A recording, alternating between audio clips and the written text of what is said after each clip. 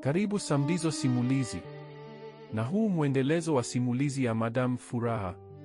Sehemu iliyopita tuliishia pale Maiko na Madam Furaha walipoanza kuficha mapenzi yao kwa siri huku wakifurahia kila dakika waliokuwa pamoja. Mapenzi yao yalikuwa kama moto uliowaka polepole, yakiwapa furaha kubwa lakini yakificha hatari kubwa. Walikuwa wakijua kuwa kama watu wengine watajua, matokeo yangekuwa mabaya. Lakini kwa sasa walikuwa wakifurahia kila dakika waliokuwa pamoja. Siku zilivyopita, uhusiano wao ulizidi kuwa mkali na wenye shauku zaidi.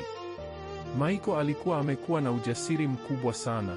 Baada ya masomo, alikuwa akimsubiri Madam Furaha katika sehemu iliyofichwa nyuma ya jengo la maabara ya sayansi, ambapo miti ilikuwa mingi na iliwapa kivuli cha faragha. Walikuwa wakikutana huko, wakizungumza kwa sauti za chini, wakibadilishana busu za haraka na wakati mwingine wakikumbatiana kwa muda mrefu. Madam Furaha alikuwa amebadilika kabisa. Alikuwa anatabasamu mara kwa mara darasani, hata wakati wa kutoa maelezo magumu ya jiografia kuhusu volkeno na matetemeko ya ardhi. Wanafunzi wengine walianza kugundua mabadiliko hayo na kunong'onezana. Mwalimu Furaha leo ana furaha isiyo ya kawaida, alisema Aisha, mwanafunzi mzuri wa darasa lao, kwa marafiki zake wakati wa mapumziko ya chakula cha mchana. Hata anacheka wakati tunapofanya mazoezi ya ramani ambayo kawaida yake ni magumu. Maiko alikuwa akisikia mazungumzo hayo na moyo wake ulikuwa ukipiga kwa wasiwasi, lakini alijifariji kwamba hakuna mtu aliyejua ukweli halisi. Siku moja alasiri, baada ya shughuli za michezo, Maiko alimkuta Madam Furaha peke yake katika ofisi yake ndogo. Alifunga mlango kidogo na kumkumbatia kwa upendo mkubwa. Furaha yangu, leo umekuwa mzuri sana darasani. Nilikuwa na kuangalia na kufikiria wewe ni wangu pekee, alisema Maiko huku sauti yake ikiwa na hisia. Madam Furaha alicheka kwa upole na kumjibu, wewe kijana wangu, unanifanya nisahau kabisa kwamba mimi ni mwalimu wako. Lakini tafadhali kuwa mwangalifu sana. Kama mtu yeyote ataona au kushuku, tutapata matatizo makubwa sana shuleni na hata nje. Maiko alimhakikishia kwa ujasiri, sitaki kukuweka hatarini wewe. Mapenzi yangu kwako ni makubwa kuliko chochote. Hata kama ni siri, ninakupenda kwa dhati yangu yote. Walizungumza kwa muda mrefu kuhusu maisha yao binafsi.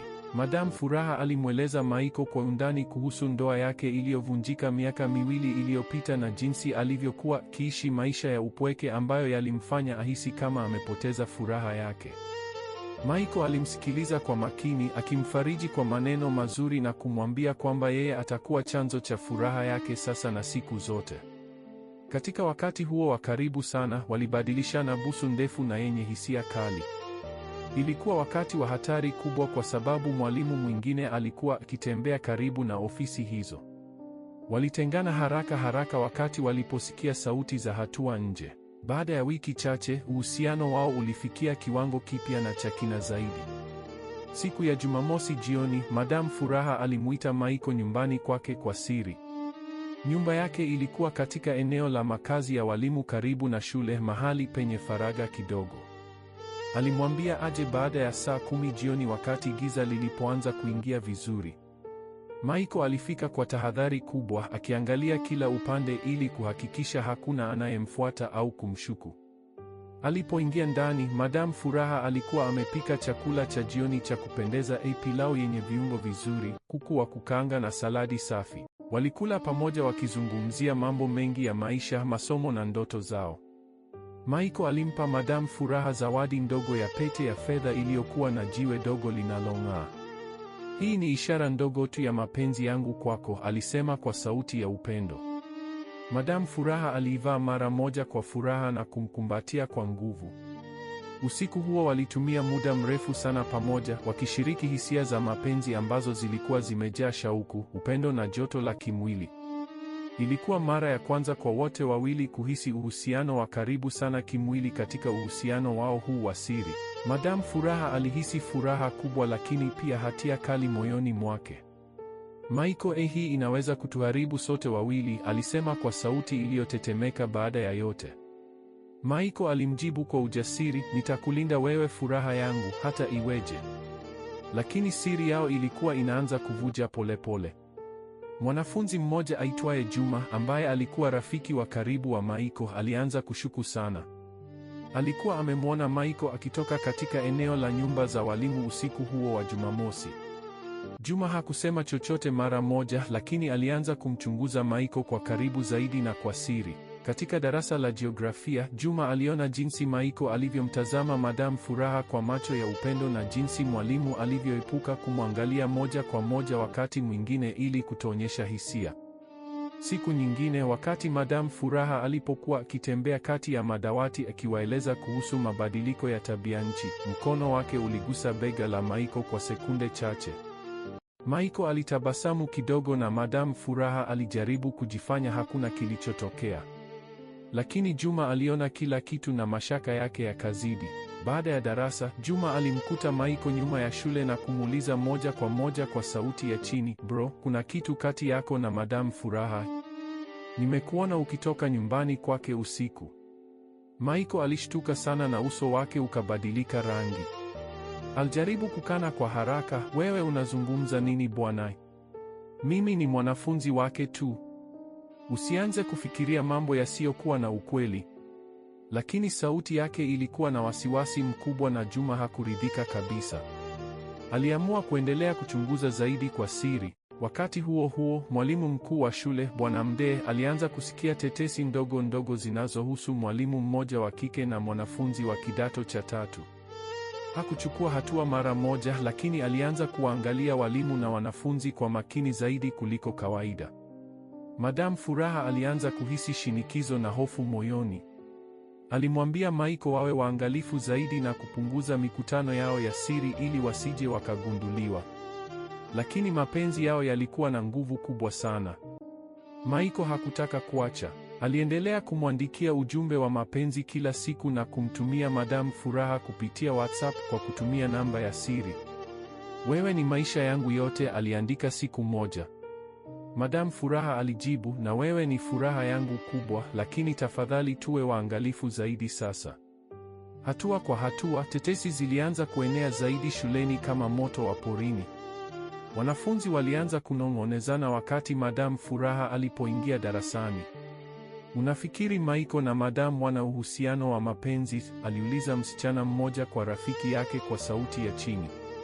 Habari hizo zilifika hadi kwa walimu wengine. Madam Lucy, mwalimu wa Kiingereza, alimwambia mwalimu mwenzake, "Nimeona Furaha amebadilika sana hivi karibuni. Anang'aa kama amepata mapenzi mapya na anatabasamu bila sababu." Maiko alianza kufanya makosa madogo madogo. Siku moja alisahau simu yake darasani na Madam Furaha aliichukua ili kumrudishia baadaye. Alipoimrudishia, aliifunga pamoja na karatasi ndogo iliyoandikwa maneno ya mapenzi yenye hisia. Mwanafunzi mwingine aliona karatasi hiyo kwa mbali na akashuku zaidi. Shinikizo lilizidi kuongezeka kila kukicha. Madam Furaha alikuwa na usingizi mbaya usiku kwa sababu ya hofu ya kufukuzwa kazi na aibu kubwa. Maiko naye alianza kupata matokeo kidogo duni katika masomo mengine kwa sababu alikuwa anatumia wakati mwingi kufikiria na kuandika mapenzi yake. Siku moja, Juma aliamua kumwambia rafiki yake mwingine wa karibu kuhusu mashaka yake yote. Habari zilianza kusambaa haraka zaidi katika shule nzima. Wanafunzi walianza kumtazama Maiko kwa macho ya kushangaza na ya kutilia shaka. Maiko alihisi kuwa siri yao ilikuwa inakaribia kufichuliwa vibaya na kwamba dhoruba ilikuwa inakaribia. Katika sehemu hii, mapenzi yao yalikuwa bado yanaendelea kwa nguvu na shauku, lakini mawingu meusi ya shida na hatari yalikuwa yanazidi kujaa angani juu yao. Maiko alikuwa amefanikiwa kumtongoza mwalimu wake kikamilifu, lakini alikuwa bado hajui kuwa furaha hii ilikuwa inampeleka yeye na Madam Furaha kwenye maangamizi makubwa. Na tuendelee mbele. Siku iliyofuata ilikuwa Jumatano, siku ambayo kila kitu kilianza kubadilika haraka. Asubuhi Madam Furaha aliingia darasani akiwa na uso uliojaa wasiwasi, ingawa alijaribu kutabasamu kama kawaida. Alipokuwa akifundisha somo la mabadiliko ya tabianchi na athari zake, sauti yake ilikuwa na tetemeko kidogo. Maiko alikuwa akikaa katika dawati lake la nyuma, macho yake yakimfuata mwalimu wake kila wakati. Wakati mwingine macho yao yalikutana na walitabasamu kwa siri, lakini leo tabasamu hilo lilikuwa dogo na la tahadhari. Wakati wa mapumziko ya chai, Juma alikusanya marafiki zake watatu wa karibu nyuma ya jengo la maabara. Ninawaambia kweli, alisema Juma kwa sauti ya chini, nimewaona Maiko na Madam Furaha wakikutana nyumbani kwake usiku.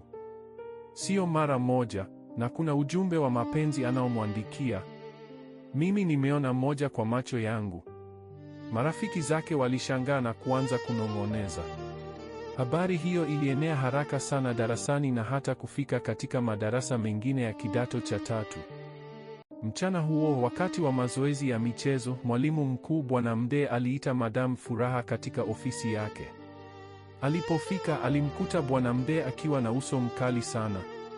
Furaha, nimeanza kusikia tetesi zisizopendeza kuhusu wewe na mwanafunzi mmoja wa kidato cha 3 aitwaye Maiko. Natumai sio kweli. Eleza mimi, alisema Bwana Mdee kwa sauti kali. Madam Furaha alishtuka sana moyoni. Mikono yake ilianza kutetemeka kidogo. Alijaribu kujitetea kwa sauti iliyotulia, Bwana Mdee, hiyo ni uongo tu. Maiko ni mwanafunzi wangu mwenye akili na anapenda somo langu. Sina uhusiano wowote wa kimapenzi naye. Watu wanazungumza ovyo tu. Lakini sauti yake haikuwa na nguvu kama kawaida. Bwana Mdee alimtazama kwa muda mrefu bila kusema chochote, kisha akasema, nitachunguza zaidi. Kama nitagundua kuna ukweli wowote katika tetesi hizi, hatua kali zitachukuliwa. Unaweza kwenda. Madam Furaha alitoka ofisini akiwa na hofu kubwa. Alimwandikia Maiko ujumbe wa haraka, wameanza kushuku. Kuwa mwangalifu sana leo. Usije ofisini kwangu. Maiko aliposoma ujumbe huo, moyo wake ulizama. Alikuwa na wasiwasi mkubwa, lakini bado alikuwa na ujasiri wa kijinga. Baada ya shule, badala ya kwenda nyumbani moja kwa moja, alimfuata Madam Furaha kwa mbali hadi karibu na nyumba yake. Walikutana kwa dakika chache tu nyuma ya nyumba yake. Furaha yangu, usiogope. Tutapita tu hii, alisema Maiko huku akimshika mikono yake. Madam Furaha alikuwa na machozi kidogo machoni. Maiko, mimi ninaweza kufukuzwa kazi. Wewe unaweza kufukuzwa shuleni. Hii si mchezo tena. Labda tuachane kwa muda. Maiko alikataa kabisa. Sitaki kuachana na wewe. Nakupenda sana. Tutaficha vizuri zaidi. Siku iliyofuata shule ilikuwa imejaa uvumi. Wanafunzi walikuwa wakiangalia Maiko kila anapopita na kunong'oneza. Hata walimu wengine walikuwa wakimwangalia Madam Furaha kwa macho ya shaka. Juma alienda hatua zaidi na kumwambia mwalimu mmoja wa hisabati kuhusu kile alichokiona. Habari zikafika rasmi kwa mwalimu mkuu tena. Bwana Mdee aliita kamati ndogo ya walimu ili kuchunguza suala hilo. Waliamua kumhoji Maiko moja kwa moja. Maiko aliitwa ofisini baada ya somo la mwisho. Alipoingia, alimkuta Bwana Mdee pamoja na mwalimu msaidizi na mwalimu wa nidhamu. Maiko, tuna mashaka kuwa una uhusiano usiofaa na mwalimu wako Madam Furaha. Eleza ukweli sasa, alisema Bwana Mdee kwa sauti kali. Maiko alijaribu kukana kwa nguvu. Sina uhusiano wowote wa namna hiyo na mwalimu wangu. Yote ni uongo wa watu wanaonionea wivu. Lakini wakati walipomhoji zaidi na kumuuliza kuhusu ujumbe na mikutano yao, Maiko alianza kujipinga na kujieleza vibaya. Alisema maneno ambayo yalithibitisha kuwa kuna kitu kati yao. Kamati iliona wazi kuwa alikuwa anasema uongo. Siku hiyo hiyo jioni, Madam Furaha aliitwa tena ofisini. Wakati huu alikabiliwa na ushahidi, ujumbe wa WhatsApp uliochapishwa kutoka simu ya Maiko na taarifa za wanafunzi wawili waliona wakiwa pamoja usiku. Madam Furaha alianguka kimya. Machozi yalimtiririka usoni. Hakukana tena. Ni kweli tulipendana. Sikutarajia iwe hivi, alisema kwa sauti iliyovunjika. Bwana Mdee alitikisa kichwa kwa huzuni na hasira. Furaha, wewe ni mwalimu mwenye uzoefu. Umekosea vibaya sana. Hii ni kosa kubwa la maadili. Utafukuzwa kazi mara moja kwa mujibu wa sheria za shule na Wizara ya Elimu. Kwa upande wa Maiko, kamati ya nidhamu ilikutana na kuamua kumfukuza shuleni kwa muda wa miaka 2 na kumruhusu kurudia kidato cha 3 baada ya hapo ikiwa atatii sheria. Michael alianguka chini kwa huzuni kubwa aliposikia uamuzi huo. Alikuwa amefanikiwa kumtongoza mwalimu wake, lakini sasa alikuwa amelipa gharama kubwa sana. Madam Furaha alitoka shuleni siku hiyo hiyo akiwa amebeba vitu vyake kidogo. Uso wake ulikuwa umejaa machozi na aibu. Alikuwa amepoteza kazi yake ambayo aliipenda sana na heshima yake katika jamii. Michael alirudi nyumbani akiwa amevunjika moyo kabisa. Mapenzi yao yaliyokuwa matamu mwanzoni sasa yalikuwa yamegeuka kuwa maumivu makali. Na tuendelee mbele. Baada ya siku hiyo mbaya, maisha ya Madam Furaha yalibadilika ghafla. Alirudi nyumbani akiwa amevunjika moyo kabisa. Alikaa kitandani kwa muda mrefu, macho yake yakiwa mekundu kutokana na kulia sana. Simu yake ilikuwa inalia bila kukoma, simu kutoka kwa marafiki, familia na baadhi ya walimu wenzake. Wengine walikuwa wanamhurumia, wengine walikuwa wakimlaumu. Habari ya kufukuzwa kwake ilienea haraka sana katika mtaa wote wa Mlimani na hata shule zingine za jirani. Furaha, umeharibu maisha yako kwa nini? Mwanafunzi, kweli wewe? Aliuliza dada yake mkubwa kwa sauti ya hasira alipomtembelea jioni hiyo. Madam Furaha hakujibu. Alikuwa amepoteza sauti yake ya kujitetea. Moyoni mwake alijuta sana. Alikuwa amependa kazi yake ya walimu sana, alikuwa anafurahia kuwafundisha wanafunzi wake jiografia na kuwaona wakifaulu. Sasa yote yalikuwa yamekwisha kwa sababu ya mapenzi yake na Michael. Upande wa Michael hali ilikuwa mbaya zaidi. Baba yake alipofika shuleni na kusikia uamuzi wa kamati, alimpiga kipigo kikali nyumbani. Wewe mtoto mjinga, unatongoza mwalimu wako, unataka kuharibu maisha yako na ya familia yetu, alipiga kelele baba yake huku akimshika kwa kola.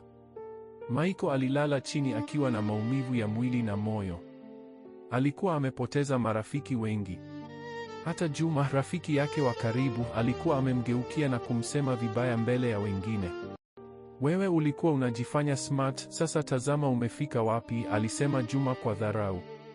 Michael alijaribu kumwita Madam Furaha mara nyingi, lakini simu yake ilikuwa imezimwa. Alimwandikia ujumbe mwingi wa WhatsApp, Furaha yangu, samahani. Sikutarajia iwe hivi. Nakupenda bado. Lakini hakupata jibu lolote. Alikuwa akihisi kuwa yeye ndiye chanzo cha maangamizi yote. Baada ya siku 4, Madam Furaha aliamua kumwita Michael ili wakutane mahali pasiri kidogo nje ya mtaa wao, karibu na msitu mdogo wa Mlimani. Walikutana jioni wakati jua lilipokuwa linazama. Madam Furaha alikuwa amepungua uzito na uso wake ulikuwa umejaa huzuni. Michael alipomwona alimkimbilia na kumkumbatia kwa nguvu. Furaha, samahani sana, alisema Michael huku sauti yake ikitetemeka. Madam Furaha alimtenganisha na kumtazama machoni. Michael, tulikuwa na wazimu. Mimi nilikuwa mwalimu wako, ilikuwa wajibu wangu kukulinda, si kukupenda. Sasa nimepoteza kazi yangu, heshima yangu na hata familia inaniongoa. Wewe umefukuzwa shule. Hii ndiyo matunda ya mapenzi yetu. Michael alianguka magotini mbele yake. Nilitaka tu kukupenda. Sikufikiria matokeo. Lakini bado nakupenda. Tuanze upya mahali pengine. Tuhame Dar es Salaam, tuende mahali ambapo hakuna anayetutambua. Madam Furaha alitabasamu kwa uchungu na kutikisa kichwa. Wewe bado ni mtoto Michael. Una miaka 17 tu. Mimi nina miaka 32. Hata kama tunaondoka, jamii haitatukubali. Mapenzi yetu yamekwisha kuleta maangamizi tu. Walizungumza kwa muda mrefu.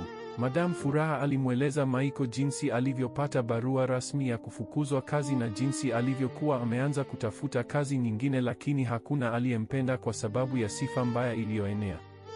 Michael naye alimweleza jinsi baba yake alivyomkataza kutoka nyumbani na jinsi alivyokuwa akilala nje wakati mwingine. Usiku huo walikaa pamoja kwa muda mrefu chini ya mti mkubwa. Walikumbushana nyakati nzuri walizokuwa nazo, wakati wa kwanza kutongozana, wakati walipokutana nyumbani kwake, na busu zao za siri. Machozi yalikuwa yakitiririka kwa wote wawili. Ilikuwa mara ya mwisho walipokutana kwa uhuru kabla ya maisha yao kutengana kabisa. Siku iliyofuata, Michael aliamua kwenda nyumbani kwa Madam Furaha bila kujali nini kitatokea. Alipofika, alimkuta dada yake mkubwa akimfukuza nje kwa hasira. Ondoka hapa wewe mtoto. Umemharibu maisha ya dada yangu. Toka kabla sijakupiga. Michael alirudi nyumbani akiwa amevunjwa kabisa. Wiki iliyofuata, Michael alipelekwa kwa shule nyingine ya mbali kidogo ili aendelee na masomo yake chini ya usimamizi mkali. Madam Furaha naye aliamua kuondoka mlimani na kwenda kuishi kwa muda na shangazi yake mjini Morogoro ili kuepuka aibu na kejeli za watu. Kabla ya kuondoka, alimwandikia Michael barua ndefu ya mwisho kwa mkono: Michael wangu, mapenzi yetu yalikuwa makosa makubwa. Nilikuwa na wajibu wa kukufundisha na kukulinda, lakini nilishindwa. Sasa yote yamekwisha. Usinifuate. Jaribu kusoma vizuri na kuwa na maisha mazuri. Labda siku moja utanielewa kwamba nilichofanya kilikuwa kosa. Furaha yangu imekwisha. Usijaribu kunipigia tena. Kwa heri. Madam Furaha. Michael aliposoma barua hiyo alilia sana. Alihisi kuwa alikuwa amepoteza kila kitu: elimu yake, heshima yake na mwanamke aliyempenda sana. Mapenzi yao yaliyoanza kwa furaha na shauku sasa yalikuwa yameishia kwa huzuni, aibu na maangamizi. Michael alikuwa amefanikiwa kumtongoza mwalimu wake, lakini alikuwa amelipa gharama ambayo hata yeye mwenyewe hakutarajia. Huu ni mwisho wa sehemu hii. Tukutane sehemu ijayo ambapo hadithi itaendelea. Kama umependa sehemu hii, like, subscribe na comment hapo chini utuambie umependa sehemu gani ya simulizi hii.